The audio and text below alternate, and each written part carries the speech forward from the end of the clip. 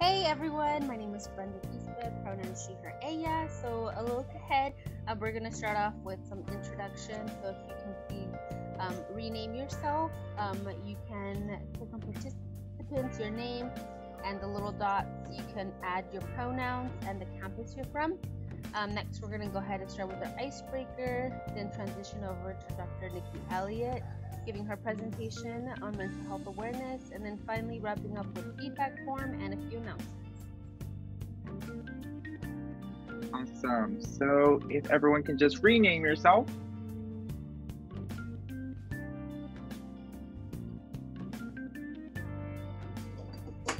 And then this is Kelly, by the way. I'm Jonathan. This is Kelly.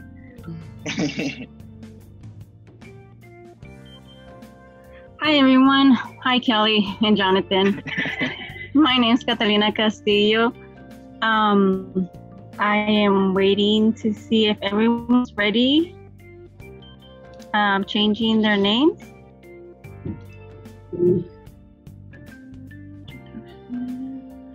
And as we mentioned in the slide, it'd be nice if you guys can drop the major on the chat. I am majoring in physics. And if you can share with us 3 songs that put you in good vibe mood, it's something we want to do for you guys. We want to create a Spotify list to share with you at the end of this presentation.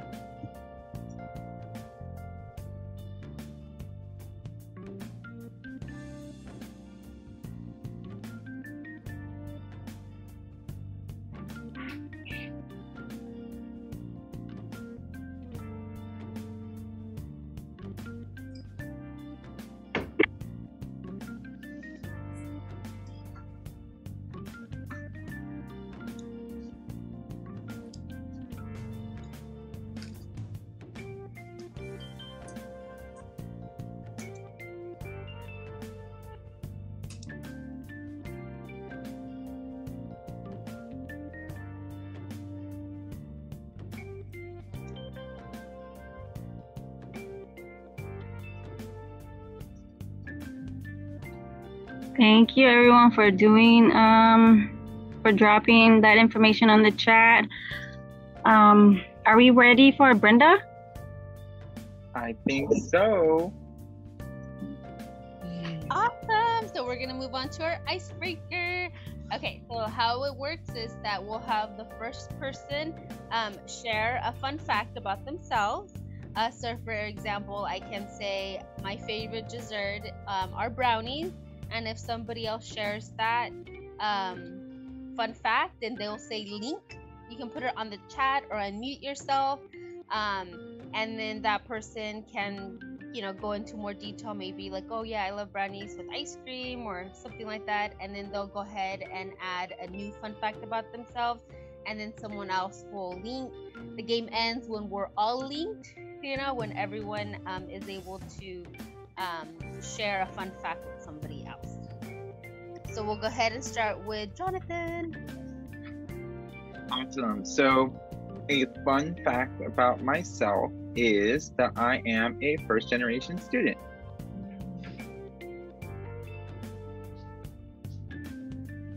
And then now, if there's something similar, or we share the same fact, then you can hit link, and then you can unmute yourself, or you can use the chat, whatever you're the most comfortable with, and we'll continue going. In that case, I'm also a first-generation student, so I guess that's a link. Am I correct? Yes. All right, and cool. And then come up with one other fact about yourself, and then we'll see who else is similar. I love all types of music. Awesome. Okay, then now link. I'm Catalina Castillo, and I also like all types of music. I just love the vibes, no matter what they are. And I don't really focus on the lyrics, I focus on the vibes. And I guess a fun fact about me would be that I once got to fly a plane. And my favorite color is purple. Link, my favorite color is purple as well. One fun fact about me is that I like to collect a variety of things, whether that's books, games, figures, whatever, you name it.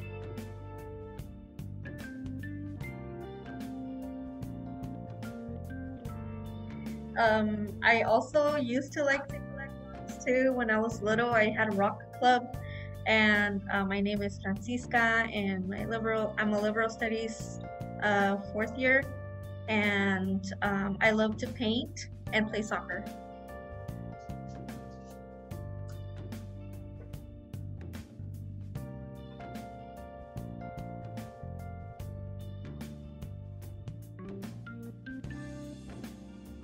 Awesome. Link, I love to paint.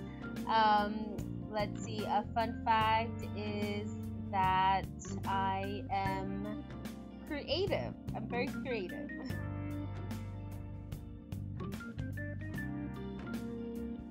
And then Alexis, welcome. Go ahead in the chat, introduce yourself, name, major, school, and we are doing a little icebreaker called Link. Brenda just said she was creative, so if that's something that you share, feel free to, say Link and then share that you are also creative, and then another fun fact about yourself. Well, I guess I can say Link. I try to be creative, although I'm not, but I really do try. But my name is Alexis. I am a biology major. I go to San Bernardino Valley College, and I am interested in meeting new people tonight. Awesome. Let's see. I think we got everyone except for Dr. Nikki Elliott. If you just would like to share a fun fact about yourself, go ahead. Oop, muted. Good evening, everyone. My name is Dr. Nikki Elliott. I'm a clinical professor of education at the University of Laverne. And a fun fact about me is that I absolutely love salsa dancing and training. And the most thing I'm concerned about post-pandemic is that people will be scared to touch each other and dance up close for a long time. Awesome. Thank you, everyone, for sharing your fun facts. Catalina? Yes, this brings us to the main goal of our session today. Dr. Nikki Elliott, co-director of the Center of Neurodiversity Learning and Wellness. Dr. Nikki earned a bachelor's degree at UC Berkeley, a master's degree and teaching credentials at Teachers College, Columbia University, and a PhD in education from UCLA. She also has trained for more than 15 years in various holistic healing modalities, including mindfulness meditation. And I need a little bit of help from Dr. Nikki with the rest of the ones. Yes, Usui Reiki and Kundalini awesome. Yoga. So this is Dr. Nikki, everyone. Dr. Nikki, the Zoom is yours. Thank you so much. Welcome. If I could just see everyone for a few moments before we go, then I'll take over the screen. Good evening, everyone. It's a pleasure to be with you today. As I mentioned before, I am a clinical professor of education. I train special education teachers at the University of Laverne, teachers who are earning master's degrees to work with students with emotional disturbance primarily, and other autism and other ADHD and self-regulation challenges. We work a lot with holistic modalities in the Center for Neurodiversity, so a big part of our goal is helping educators become aware. Like, we are not there to be mental health professionals as teachers. We're not there to perform the role of licensed therapists. However, there's a lot about trauma-informed education practices that we need to know so that we come to the teaching experience with regulated nervous systems, so that children, especially those who are experiencing significant trauma, dysregulation, abuse, neglect, and other challenges. And for many children, especially those in special education, the process of being in school is traumatic just in and of itself, let alone whatever might be happening in the community.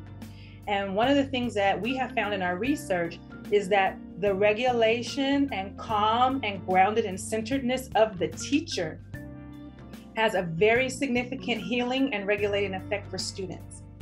But for many of us, depending on our backgrounds, we may have come from backgrounds with higher trauma scores, which means that for some of us, depending on community characteristics, family dynamics, our nervous systems may be primed to live in survival mode, which makes our nerves more sensitive and raw when it comes to being able to manage as well as bond with children who are less regulated.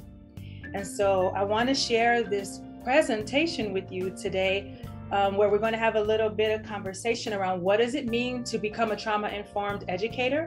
Again, not that it's going to be your role to function as a therapist, but the way you design your classrooms as teachers, the way you create welcoming environments of teachers for students becomes a part of what we call healing-centered engagement. So if you could take a note on that, you're in class right now with me for a little bit.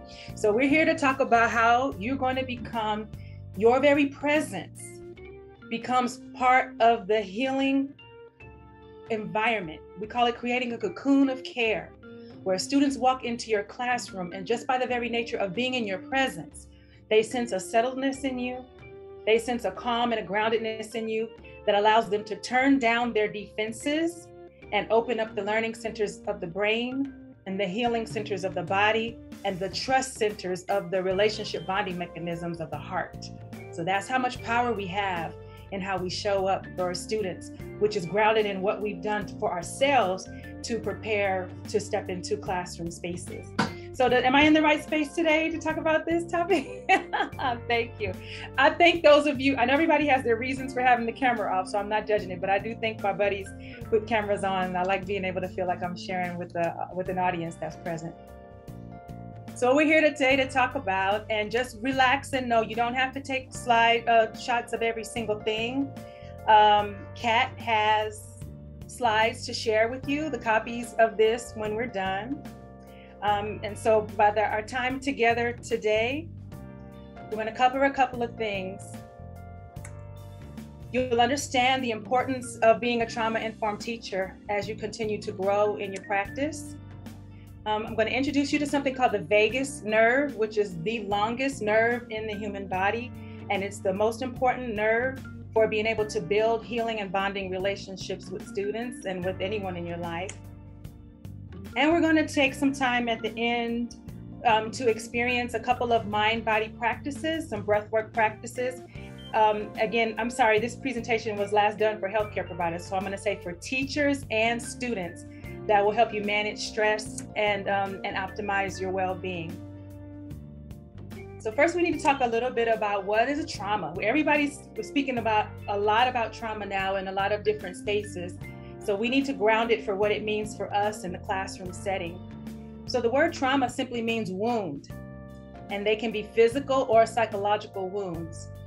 As it pertains to the school environment, we work really hard to keep children physically safe, but we don't do such a great job in most schools, especially in urban schools, of keeping children feeling psychologically safe in classroom spaces. And so a lot of trauma comes across in a lot of allowances of bullying, allowances of punitive discipline, and of outward bias and discrimination. So those things can be interpreted by many students' nervous systems as traumatic experiences. And so what those traumatic experiences do is that they overwhelm our nervous system's capacity to deal with the external stressors in our environment, which starts to lead to dysregulated behaviors. Some traumatic experiences only occur once, like one major accident or a death of a family member, but other toxic stressors and traumas are cumulative, like a child that's consistently exposed to domestic violence or physical or sexual abuse or food or housing insecurity. And for most of us collectively as a society, we are experiencing the pandemic as a societal trauma, which is going to cause a lot of significant stressors, has caused, and is continuing as people are moving back into classroom spaces again. So this chart here, I wanted to just share with you there. If you are not familiar with the Adverse Childhood Experiences Study, if you could use your reaction buttons, then I can see for those of you who have your cameras up, how many of you are familiar with the Adverse Childhood Experiences Study? Nobody? Please make a note of that. This would be very, very important for you to be aware as educators of what the Adverse Childhood Experiences Study is. It is a measure of how many exposures to potentially damaging childhood experiences have happened in our childhood from age 0 to 18. And there's a score between 0 and 10. And research shows us that people who have an ACE score, which is called ACEs, that ACE score of 3 or higher are more likely to experience the things that you see building up on this triangle: social, emotional, and cognitive impairment, risky lifestyle behaviors, as well as long-term diseases, greater risk of heart disease, diabetes, cancer, other kinds of medical conditions when we grow up living in a heightened state of stress response due to what's going on in our home environments and community. So I highly encourage everyone, if you're not familiar with this, to Google ACEs study or Adverse Childhood Experience Study. I encourage you to take the test and see for yourself what your own personal ACE score is, just so that you can begin to see how your nervous system has been impacted by the things that you've gone through in your early upbringing. When you look at this chart here on the right, you can see that more research was done after the ACEs study and said, well, our nervous systems and our brain and learning capacity is not only impacted by the things that happened to us or didn't happen for us inside of our homes. We are also damaged, our nervous systems are also challenged by microaggressions, by implicit bias, direct acts of discrimination, whether it be racial, gender, whether it be due to our sexuality or gender identities, our socioeconomic status, our immigration status. Anytime that we are constantly and persistently exposed to microaggressions, bias, discrimination, or exclusion, those experiences stress our nervous system and do similar damage, which they are finding, as being abused or neglected or raised in a home with domestic violence. Now that's a serious thing to consider, because particularly, so I see a majority of people of color on this call today, we tend to internalize, for those of us who experience microaggressions and discrimination, that we just suck it up and deal with it in order to get ahead in society, but we don't pay as much attention to what long-term exposure to those microaggressions and biases do to our long-term health. Also, the generational trauma and historical trauma that they're finding builds up generation over generation and is passed down through the nervous system of our ancestors. So this idea of those of us who have been exposed to generational traumas and discrimination is also significant in our long-term physical as well as mental health. So again, I highly recommend anyone who's not familiar with Adverse Childhood Experiences Study to make yourself familiar with it. And you can do that by watching this TED Talk by Dr. Nadine Burke-Harris. This is also in your slides. She is our first Surgeon General for the state of California, and her highest platform is around helping teachers, parents, as well as medical professionals to understand the damage that's done to the brain and nervous system through adverse childhood experiences, and also her recommendations for using the type of mindfulness practices that I'm going to talk to you about today to actually help repair and rebuild the nervous system. So the damage that we may have experienced to our brains and hearts and nervous systems is not permanent. This research that she and so many other trauma researchers are showing us is that we can rebuild and heal and repair over the lifespan when we are in close healing connections with people that we trust, who have regulated nervous systems and who accept us unconditionally. And when we add caregiving support of nutrition, sleep, exercise, and mind-body practices, so we can really begin to repair what's been done to us. So this piece is really interesting. I don't know how many of you plan careers in special education, but so many times, especially for our youth in special ed with a diagnosis of emotional disturbance, unfortunately, many of those students are treated as if they are behavior problems with mostly punitive approaches. But what this ACEs research is showing us is that a child who has an ACE score of 0, meaning they have had 0 exposure to abuse, neglect, domestic violence, or the experience of a loss of a parent or an incarcerated family member, has only a 34% chance, of having academic challenges that might lead to intervention or potential special ed placement. But yet, if you look at the other end of this chart, A child who has an ACE score of 3 or more, meaning their parents may have been divorced, they may have experienced physical or emotional abuse, or they may have experienced homelessness, 3 or more experiences of that nature, now has an 80% chance of having academic challenges that might lead them on a path for intervention or a special education placement. So now when we look at it from this context, is punishment really the best form of treatment or exclusionary placement? A different kind of healing-centered engagement is really needed because, again, we understand that our brains cannot simultaneously prioritize study and survival mode. And when forced to choose, the brain will centralize its resources on keeping us safe, on survival mode, which then leaves little to no brain power left to focus on deep learning and memory construction. So that's why this trauma-informed approach to teaching is so critical for all of us. And what the research is also showing us is that if a parent has an ACE score of 4 or more, meaning 4 or more instances of trauma in their childhood, that parent is more likely to have a child with a diagnosis of ADHD or emotional disturbance. And this research, which was in 2018 from UCLA, is finding that a mother's ACE score has a stronger association with the child's potential behavior challenges than a paternal ACE score, the father's ACE score. And this is not to blame anything that's going on with a child on moms, but I'd love to open up the floor and see if anybody would like to venture to say, why do you think researchers are finding that this maternal association is stronger than a paternal dad's association with a child's nervous system regulation?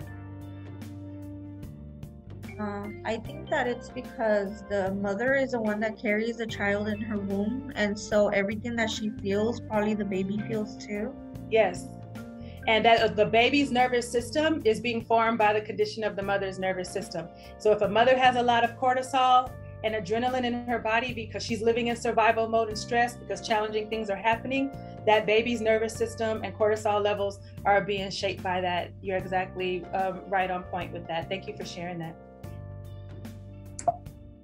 Again, that's not to accuse or make anyone feel bad about it, but it's just to help us understand how important it is for mothers to feel safe and for mothers' stress levels to be low as possible during a pregnancy.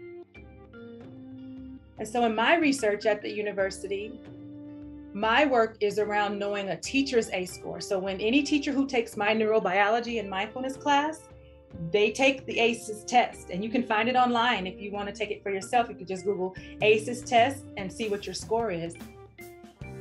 I find that helping professionals in general, meaning teachers, nurses, psychologists, social workers, people who choose jobs helping people, tend to have higher ACE scores on average than, let's say, when I'm doing this work with the law school students or the business school students.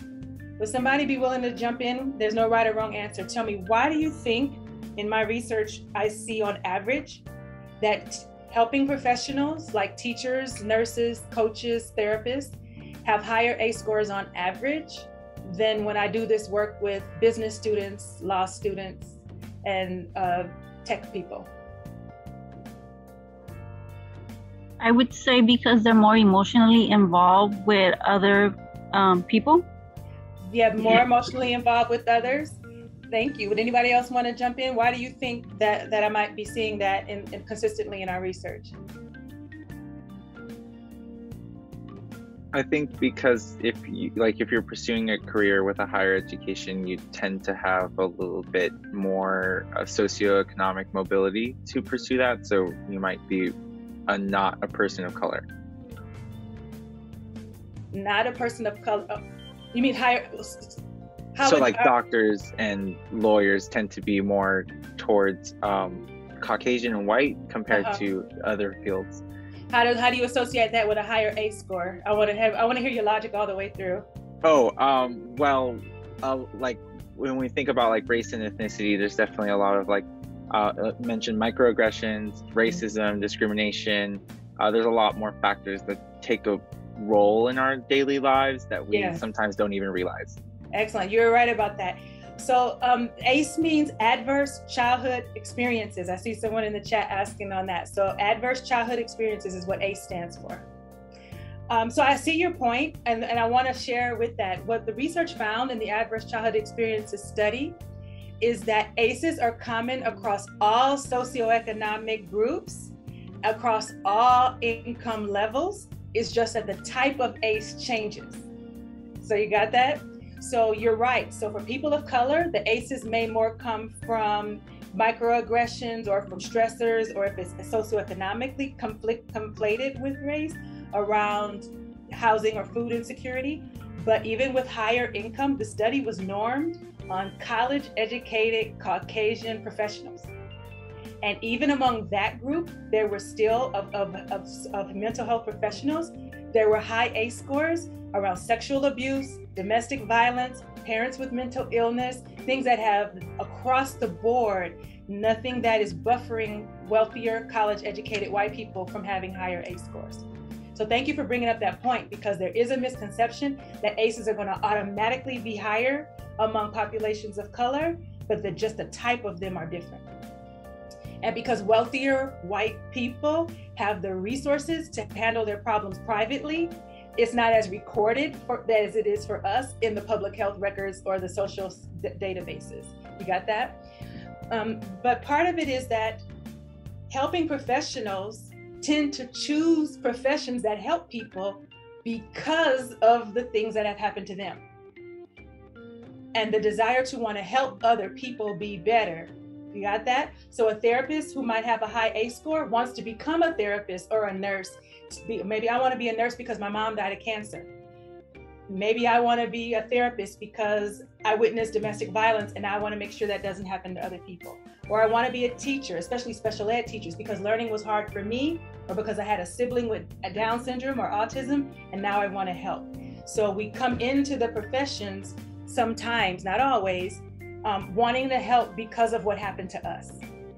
But the problem with that is that when we don't have strategies for healing our nervous system based on what has happened to us, what I see is when teachers have higher ACE scores, they're more likely to have more authoritarian discipline styles, where they're more likely to have exclusionary discipline practices of kicking kids out of class, because when they don't behave, they have a shorter bandwidth for tolerating children's dysregulation. And we also see more career burnout and fatigue from overcaring. We call it secondary trauma, when our nervous systems are more taxed because we're pouring ourselves out so much for other people who are also struggling. So that's why that daily nervous system care and the mindfulness practices are so important. And on the other hand, sometimes when teachers have higher ACE scores, they've been through a lot in their life, they have so much compassion for the kids, they have less boundaries and enforcement because they want to be buddies and friends with the kids. And so they can sometimes go way too far to the other end of not holding those firm rules because they really want to be liked by the students. So that's where the educators knowing your own ACE score, knowing how your nervous system was framed by what you've been through, becomes really important for you being able to be as effective as possible.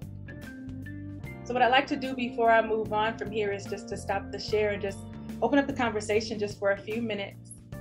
And what's striking you so far in what we're discussing? What are any ahas, takeaways, or questions? Like if we were stopped right now, what would you be taking away from what we've discussed and shared so far?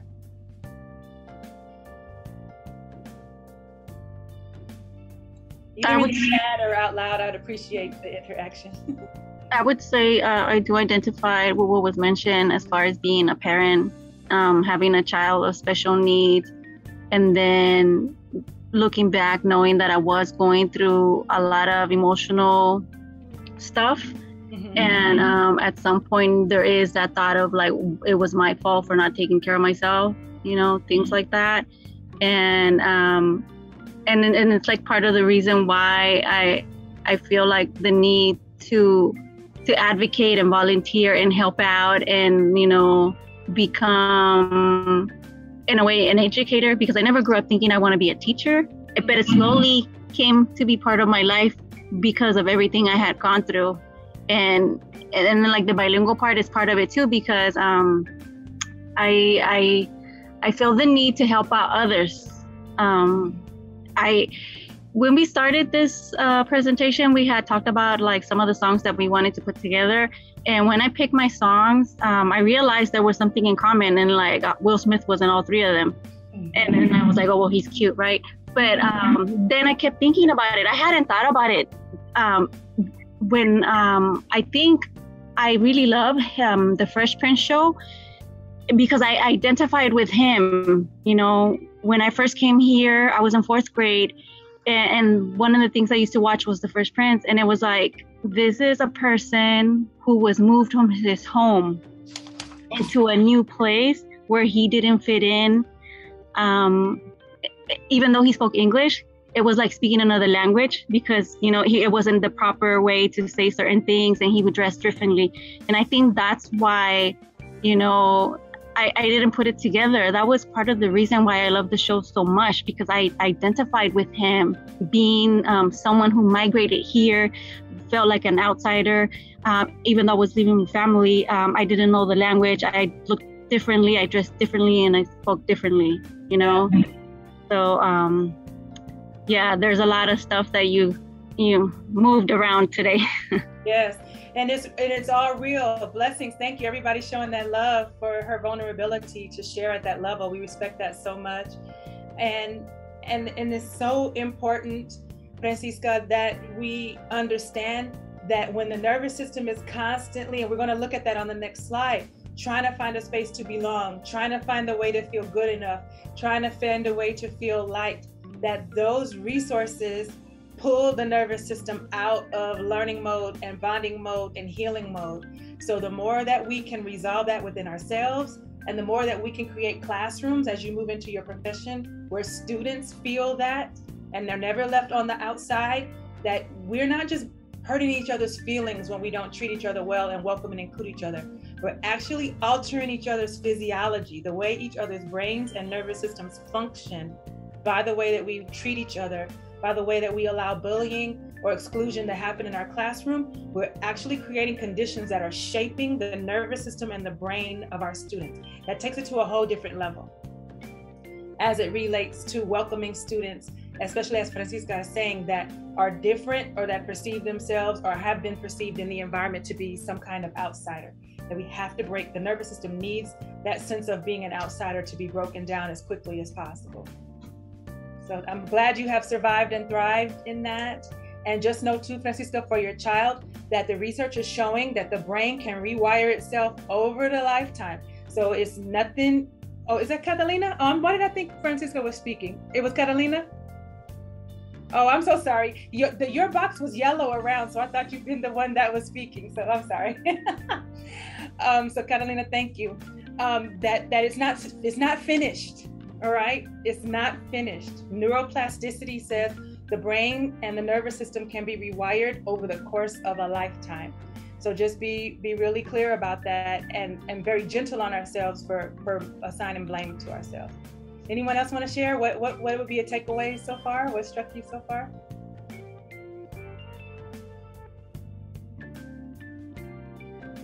Okay, very good. Well, let's continue on.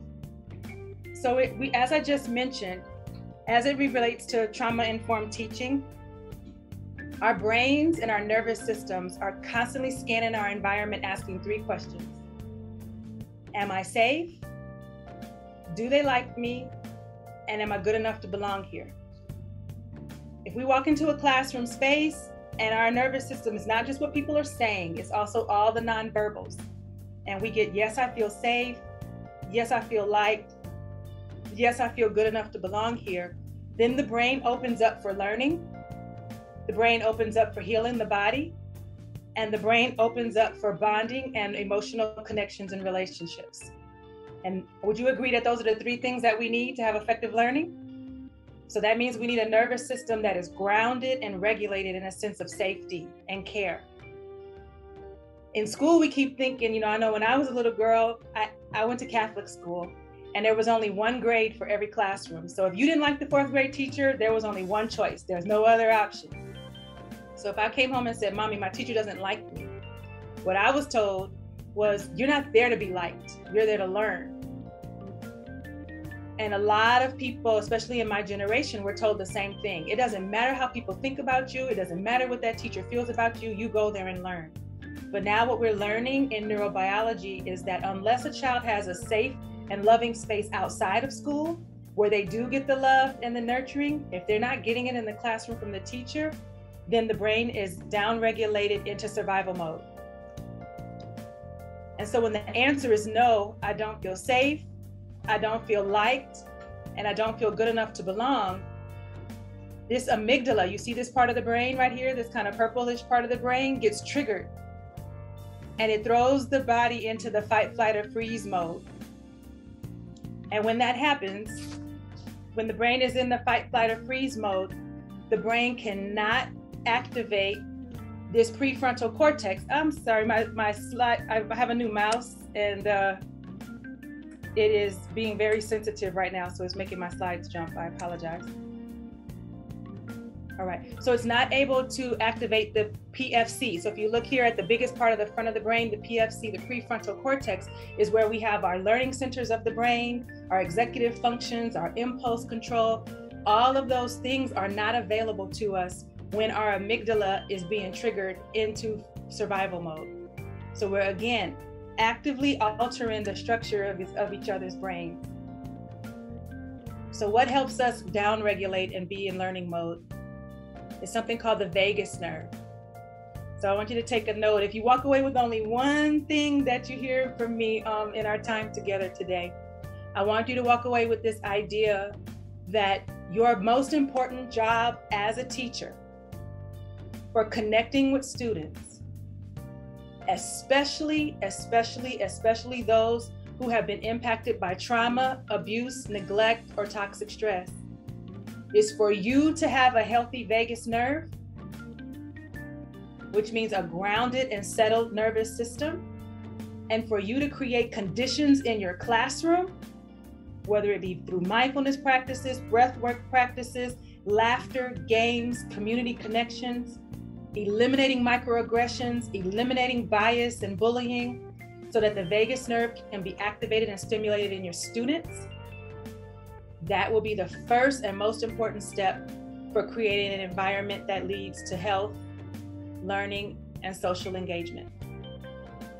So take a look at this vagus nerve. It's these yellow lines that are running throughout the human body, from the back of the brain stem, behind the ears, and those yellow lines are running. Tell me, what do you see this vagus nerve touching inside the human body?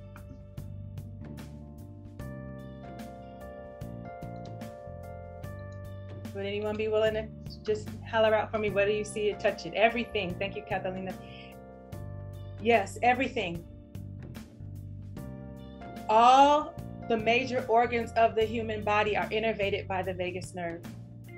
So when we are in stress mode, when we are in anxiety mode, when we are in fear mode, when we are in anger mode, when we are in self-protection mode, this vagus nerve is not turned on. So you will see people with anxiety and panic attacks also have a lot of tummy problems, right? Indigestion, irritable bowel, constipation, because this vagus nerve only comes on when we feel calm and safe, which turns on the rest and digest part of our nervous system. So this vagus nerve is responsible for our rest and digest. So when we're staying stressed and on alert, the rest and digest is turned off. So the body is not healing and repairing and resetting all of these internal organs that you see being touched by this yellow line, which is why people who have higher ACE scores and more chronic stress have higher heart disease, diabetes, cancer, arthritis, asthma, all the internal conditions that are affected when this nerve is not able to turn on. Somebody be willing to tell me what you think about this? How many of you have never, this is your first time hearing about the vagus nerve? Yes, so this is huge. It's very huge. Learning does not happen until this vagus nerve is turned on. I want you to think about it. For those, so many of us, I'm sure you all weren't raised like this, but in our old school ways, if there's a spelling test and we weren't studying, a belt would get put on that table. If you don't get this test right, you're gonna get a spanking. If you don't get this test right, you're not having dinner. Do you think that that kind of threat or that kind of incentive or motivation to learn was conducive to activating this vagus nerve? Not at all. So in those conditions under that much pressure, we might get through it and memorize it long enough to pass a test and avoid a punishment. But anything you learned under that kind of stress, are those the things that you remember today when you go back and think about your learning? Not at all. No.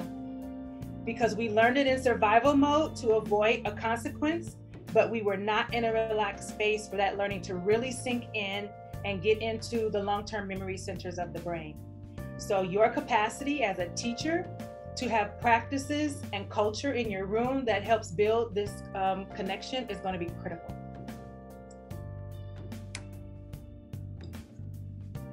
So what about this vagus nerve? It's the longest nerve in the human body. It tells our body again to rest and digest. It reduces inflammation in the body and improves the immune system.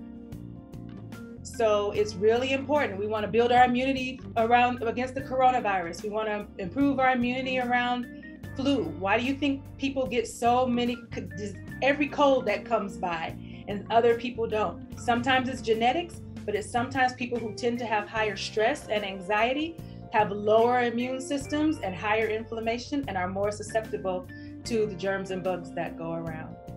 So if you want to be a teacher that can come back to school in the fall and not catch every cold that your students have in the classroom, having that stronger immune system is going to be really important.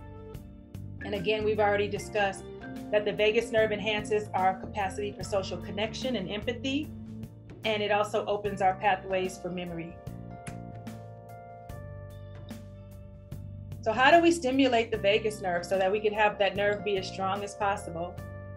Mindfulness practices, research is showing is most significant, or prayer, for those of you who have strong faith-based practices. Breath work, which is what we're going to practice today together in a few minutes for our time together. Research, I'm going to teach you one of the breath practices that research shows is the fastest way to help balance the nervous system and to come out of the stress state. Exercise. Sometimes we say we don't have time to exercise, but any kind of exercise that you like and that you enjoy and that you will do on a regular basis helps to tone and strengthen that vagus nerve. Anybody enjoy visualization practices, like mindfulness practices where you're visualizing yourself in a calming place, visualizing yourself in your favorite place in nature? Research shows those activities stimulate the vagus nerve. Elevated emotions is another one. Cultivating, so the top elevated emotions are gratitude. I'm grateful for, I'm grateful for, I'm grateful for. Joy, compassion, and hope are elevated emotions that we cultivate in our relationships with each other, and that turns on the vagus nerve in the body and releases chemicals that turn off the stress response in the body. So if you're feeling really stressed out and upset, if you can just get your mind to focus on cultivating what you're grateful for and start filling yourself with a feeling of gratitude and hope and compassion, or being around people who help you feel that way, will help you turn on your vagus nerve. Singing and chanting. So you don't have to be, she said Will Smith. Well, he doesn't sing, he raps. But, just Bruno Mars or Whitney Houston, whoever you want to be. But the singing, anything that vibrates your throat, singing, chanting, gargling, helps to vibrate the nerve that starts up in the back of the brain behind your ears. So actually making that vibrate turns on that nerve, as well as laughter. Sometimes we just take life too seriously. And I hope if I ever got a chance to come and observe you as teachers, that you will have a lot of laughter in your classrooms. That brings down the stress response, turns off the vigilance, and lets community build, and allows your students to get into the high vagal tone is what we call it. Human touch. Hugs turn on the vagus nerve. Gentle touches on the shoulder. Why do you think we touch each other when we're stressed out? You want a pat on the shoulder or high fives? I'm really concerned after coronavirus, we're going to be scared to touch each other again for a long time after this. But human touch and hugs really disarm and downregulate the nervous system. And unfortunately, schools discourage now hugs because there's so many accusations of inappropriate handling of children. But we need non-sexual, intimate, appropriate touch to help us each other feel cared for and bonded and connected. So I encourage you to continue to find the most appropriate professional ways to still give those high fives. We give pinky hugs, we give elbow touches, just things that let people feel connected to turn on each other's vagus nerve. Which one's your favorite of anything on this list? Are there ways here that you use, or you could throw in the chat other strategies that work for you to help bring you out of the fight, flight, freeze response, to calm yourself and to reset your energy? What works best for you, or which things on this chart do you try that work for you? Catalina says exercise. Francisco says singing, breathing, and playing soccer. Awesome. Breathing, beautiful. Exercise, yay. Yes, so those are great. But then what we talk about is building our personalized menu of vagus nerve strategies. So if you see one or two things, try to add more, because some days you're not in the mood to exercise. So you might go gargle and sing in the shower, or, just that you can continue to build and have more strategies. Sometimes you just need a hug with some friends, and you can make that happen as well. But what we're going to focus on for the rest of our time together are calming breathing practice that I'm going to share with you. And the research is showing us that that supports the brain and the nervous system. The practice that I'm going to share with you helps improve attention and focus for learning. Oh, Brenda, yes, laughter. We want to activate the parasympathetic functions, which is the vagus nerve. Did you know that you can use your breath, regulated breath, to shift your upset emotions by bringing you out of states of stress and anxiety by the way that you breathe? Change your breath, change your life, change your mind. We want to increase heart rate variability.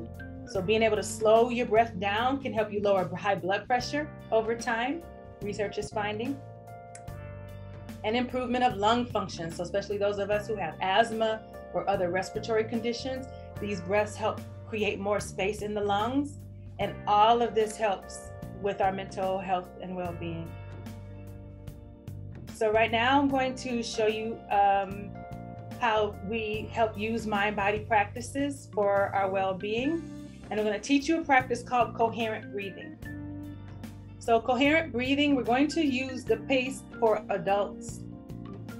And what research is showing us is that if you're an adult that's of average height, but less than 6 feet tall, the best breath for helping you turn on your vagus nerve and to ground yourself is to breathe in such a way that your inhales take 6 seconds and your exhales take 6 seconds, which gives us a 12-second breath. And 12 times 5 equals 60. And since there are 60 seconds in 1 minute, a 12-second breath gives us 5 breathing cycles in a minute.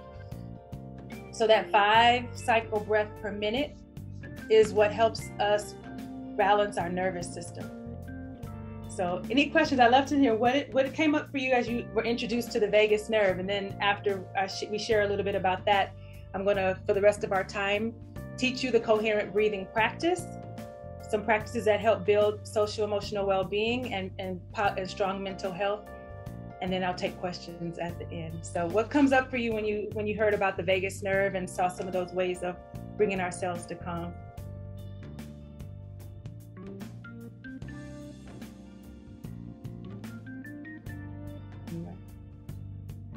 Okay. All right, very good. So let's go right into teaching you how to do the coherent breathing practice. So the first thing I'd like to do is help you notice what your natural breathing pattern is. Because for so many of us, we don't realize that the way we breathe actually exacerbates our feelings of anxiety and stress and goes against building solid, calm, settled mental well-being and emotional well-being. Some of us are what we call vertical breathers, which means when we inhale, and the chest fills up and the shoulders go up. Others of us are horizontal breathers, meaning if we inhale, the belly expands, but the shoulders stay down. And when we breathe out, the belly comes in. So what I'd like you to do is to find yourself sitting up, feet on the floor, kind of push back from the table so your hands are free and resting in your lap. And I'd like you to take a few breaths and just notice for yourself. when you breathe in, what is natural for you? Are you breathing in and breathing up horizontal, vertical? Or are you breathing in and breathing out through the belly, horizontal? So just take a few moments and notice that for yourself.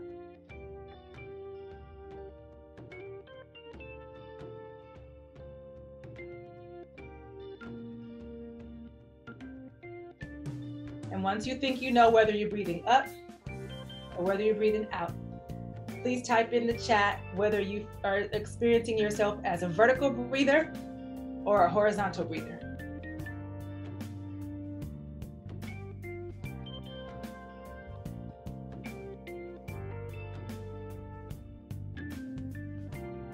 So we got a few verticals, a few horizontals. Usually I get a 50-50 split most of the times when I'm teaching. Now, good. So these horizontal breathers, are you musicians or athletes?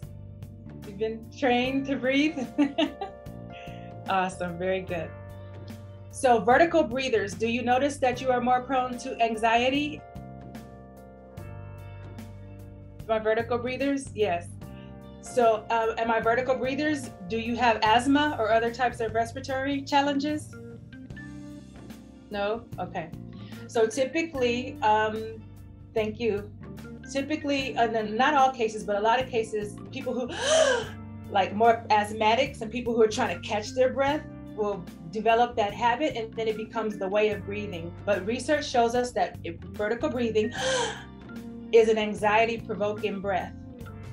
So in order to begin to calm panic attacks and anxiety, one important first step is to come out of the shoulders and to transition into belly breathing, diaphragmatic breathing, which is the lower rib cage, and breathing in and out from the belly. So I want you to take notes for yourself. Shoulder breathing and vertical breathing is anxiety provoking. Belly breathing is calming. So this is stimulating, this is calming. Mouth breathing is stimulating. Nose breathing is calming. Because if I'm running from a bear, right? That's going to get me going. Fight, flight, or freeze. I got to save my life. But then some of us are so wired to be in survival mode that we're panting, rapidly breathing when nothing's going on. But our brain is interpreting it like we're being chased by a lion. So we want to move to nose breathing. We want to move to belly breathing. And we want to slow down the space between our inhales and our exhales. So those are the three things that lead to a calming breath that keeps the vagus nerve on. So that's breathing through the nose, breathing through the belly, and slowing down the breath. Those are the three things we're going to practice right now. All right, for the coherent breathing. Ready to try? All right, very good. So I'm going to begin by helping you slow your breathing down, the pace of it down. So I'm just going to invite you to follow my counts on the breathing in and the breathing out. We're going to consistently breathe in through the nose. We're going to consistently breathe through the belly. And after a few moments of me pacing your breath, I'm going to turn on some chimes, and you're going to let the music guide you on how long to breathe in and how long to breathe out. And I'm just going to invite you to trust your body to notice what it feels like to breathe in that way. And we'll try it for about a 5 to 7 minute practice. All right. So after a while, my voice will go away. And it'll just be you and the musical tones experiencing what the coherent breathing feels like for you. So I invite you to again come and sitting up in your chair, allowing yourself to just notice the place where your feet touching the ground beneath you. Allow the hands to just rest in your lap. Notice that your spine is straight and your head is upright. Make sure it's not hanging over. The shoulders are back and down so the lungs and the heart feel wide open.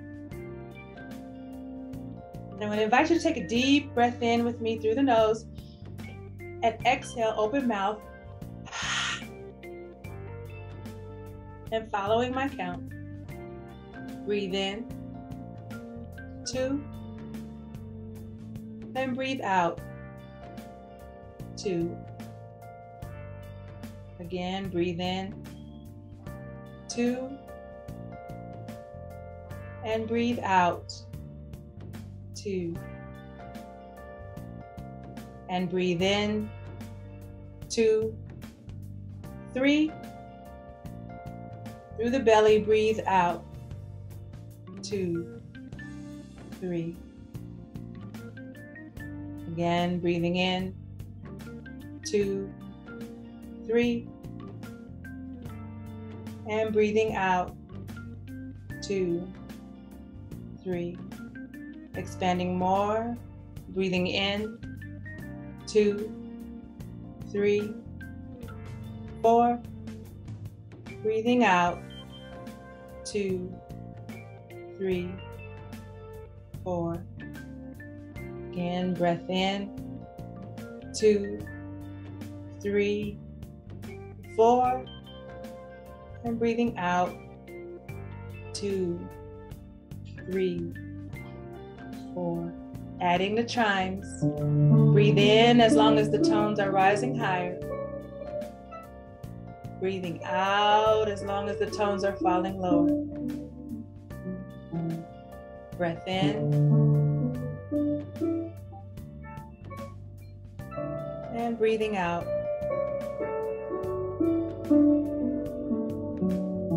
Shoulders remain down and relaxed. Breath in. And breathing out.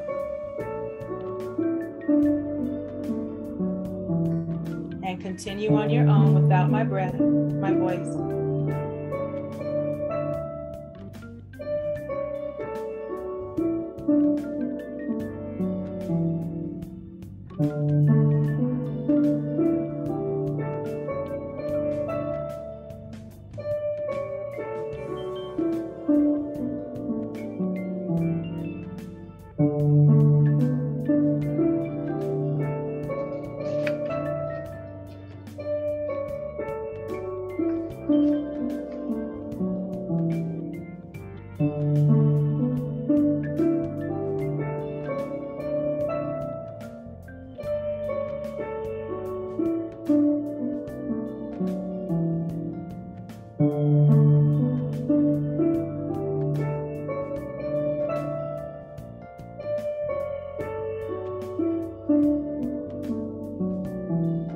One more minute.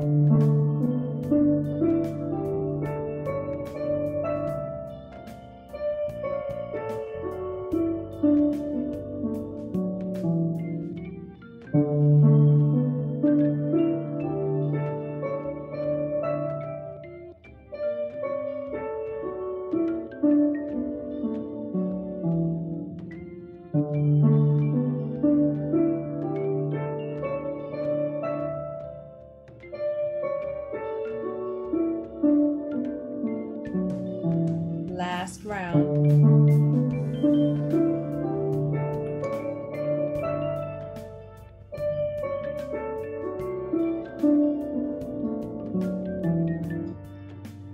I invite you to remain in this point of stillness for a moment, allowing the breath to return to what feels natural to you.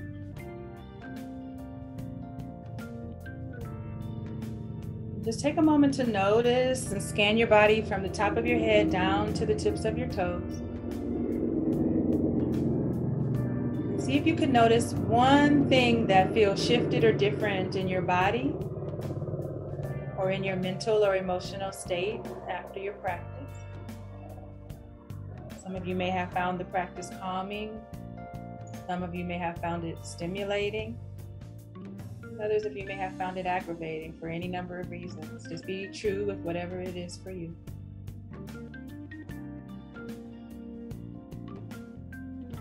When you're ready, take a last deep inhale in.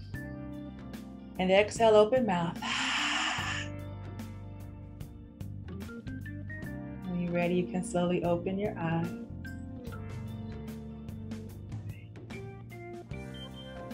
With that, I would like to open the floor just for anyone who'd be willing to share what was your experience, positive, challenging, indifferent with the coherent breathing practice. How is it similar or different to other breathing practices you might have? And how you think breathing in this way might help you improve the tone of your vagus nerve to help you be a type of teacher and human being who has a solid, grounded presence that can support social and emotional and mental health well-being for others, especially your students. So the floor is open at this point for conversation and questions for our last 5 to 7 minutes together. Well, I feel refreshed. I know before we started putting this together, it was like, how's everybody doing? And I'm like, I'm tired. Like, it's been a long day. But, you know, that little bit of like, I don't know, like a freeze, like it was a reset, you know, and I feel a little refreshed. Excellent. Thank you. And that's what it's meant to do. Absolutely. I'm glad you had that experience. Anyone else? What was that like for you? You want to share? Yeah, I was able to really hone in, and once I got into the rhythm of it, I felt my neck like sort of relax. Oh, beautiful. Because I do suffer from very like stiff neck injuries. Mm-hmm. So that really helped me out towards that. That's beautiful to hear. Jeremy, I dropped the chat the website for the tones that I just used. So feel free to click on that link and you can download for yourself the tones that we used. And the research is showing that if we can build from 5 up to 20 minutes a day of practicing that breath, you can begin to retrain your nervous system to have a lower threshold of stress response. So yeah, so those tones are there for you to use. And on YouTube, if you Google Coherent Breathing, you can find a lot more different musical tones that do 5 breaths per minute and find something that really works for you. So thank you for sharing. Would anyone else be willing to share your experience with the coherent breathing? Okay. I kind of got like, I don't want to say like a head rush, but like after I opened my eyes, I was like, whoa, okay. I feel definitely a lot more centered, I think. Like I feel, whenever like I'm at this point of the day, I feel like my blood vessels are like outward. They want to point out. And now I'm just kind of like in here, like just calm. Yeah. So really great. Awesome. So again, thank you for sharing that, Jonathan. I would encourage you to download the chimes and have it in your phone and just try to start your morning or end your day with just 5 minutes until you like it more and more, and it becomes something that you can consistently come back to for retraining.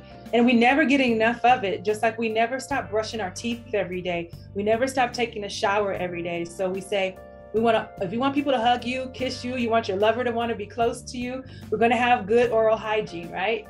If we want people to be close, we're going to have good physical hygiene. Think of these breathwork practices as good energy hygiene. You don't want to come and funk up the place with bad energy.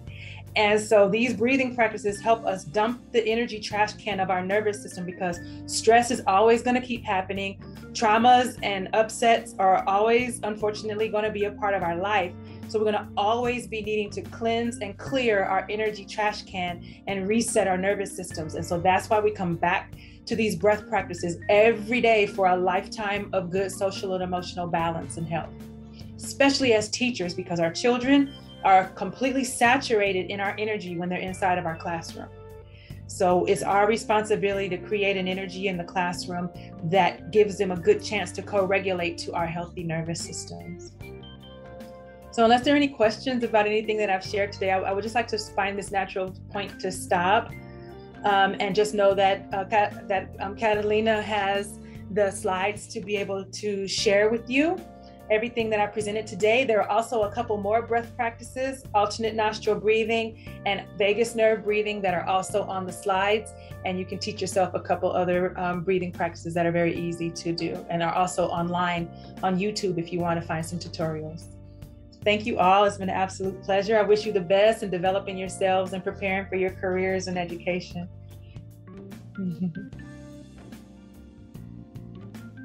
Well, thank you so much for being here, Dr. Niki. I really appreciate it. Like, we all feel, well, I don't want to speak for everyone, right? But it looks like everyone feels really great and refreshed. And I think we needed that. We had a long weekend and we have finals ahead of us. And this is like an awesome tool to have as we go through those finals. Excellent. Thank you. I'm glad I could be with you all. All right. Awesome. Have a good night. Enjoy the rest of your day. Be well. Thank you for the opportunity to support you. Thank you. You're welcome. Awesome. Bye-bye. Bye-bye. So everyone, before we wrap up, thank you for hanging in for a little bit longer than the time that was promoted, but we just wanted to share with you all a couple more things. If you can go ahead in the chat, Catalina is about to drop a feedback form. If you can please fill that out so we can get a little bit of feedback on our event and we can serve you better. Catalina, this one's you if you'd like to advertise this event. Thank you. Yes, this is for next week. Our San Bernardino Valley College chapter will be having a mini educators board forum, and our guest speaker for that night would be SBCUSD Board Vice President Dr. Scott Wyatt. I invite you all of you, if you're able to make it. That's next Thursday at 5 p.m. Awesome. And I will drop the information on the chat. Awesome. Next week, Pasadena City College, the Student CTA chapter there invites you to Teacher Appreciation Week. We have a week filled with activities that we know you will enjoy. Monday is going to be our kickoff. Then we'll be having a couple of Zoom presentations throughout the week. On Tuesday, you will hear from National Education Association President Becky Pringle on ending the teacher shortage. On Wednesday, you will hear from NEA's Ethnic Minority Affairs Committee and CTA's Racial Equity Affairs Committee for a panel discussion on supporting educators of color. And then on Friday, Hickson Teacher Prep Program at PCC will be presenting a panel discussion on how to become a higher education professor, discussing the journey of 3 powerful women. The links for all of that will be dropped in the chat. Brenda, this is you. Yeah, so we have our second round of the relief fund. So any current student CTA member is eligible to apply. It is not it's rather quickly. There's no letters of recommendation or anything like that. Just a quick Google form. You can even upload to show your creativity through graphics, drawings, paintings, poems. So definitely feel free to do that. And it will close on May 15th. So please make sure that you apply and you share with others about this great opportunity. Thank you. And then just to reiterate what Brenda said, you have to be a dues paying member. So if you are not and you would like, just feel free to shoot me a private message or in the open chat and we'll help you get that started. Also, Student CTA graduation cords. We want to make sure that you wear Student CTA around your neck at graduation, whether you're transferring or graduating from your university or college. If you're interested in that, please fill out that bit.ly, that form, so that we can make sure we get that to you in time. And at the national level, we're also giving away sashes. So you can sign up to receive your sash, like the pictured right there. And we'll also be hosting a virtual graduation. So definitely register if you're interested, and you'll get more details about sending a picture code about yourself to be included in the presentation. And this closes May 3rd. So definitely sign up. For all transfers, grads, please do so. May 3rd for the event, May 22nd for the graduation sessions.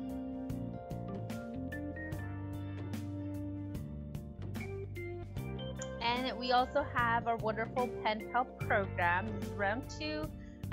So definitely sign up. You do have that option of just signing up for a pen pal, or if you want like a speedy pal through email, you can sign up for that too. But the whole point is just to connect with one another, and hopefully you can meet another student CTA member from another area. So definitely sign up. Awesome. Also, if you're a student CTA member, feel free to join the GroupMe and also the Facebook, so you can stay connected. You can keep up to date on all the events that we've listed, announcements that we've listed, and more from up and down the state. We invite you to join our Chapters Meet Chapters team. We have Haley Costello, Janelle Wyatt, Robert Gutierrez, Veronica Perez, who were unable to be here today, but Brenda from Fresno Pacific University, myself from Pasadena City College, and Catalina Castillo from San Bernardino Valley College. Thank you so much, SBVC, for putting together this event. We appreciate you, and we definitely needed it this week. But you are able to join that. If you have any questions, feel free to fill that out, and then we'll reach out to you and we can help you out through there. But with that said, thank you so much for coming. Catalina, it's all you. Thank you so much for being here. We're gonna. Oh, muted. You cut off for a second. I'm sorry. I'm still having 2020 problems. I was just saying thank you so much for coming. Here is the link for the Spotify list that we made for everyone to share. And again, I mean, I'm just happy to see you guys. I wish you the best in your finals, and I hope to see you soon. Thank you. Awesome. So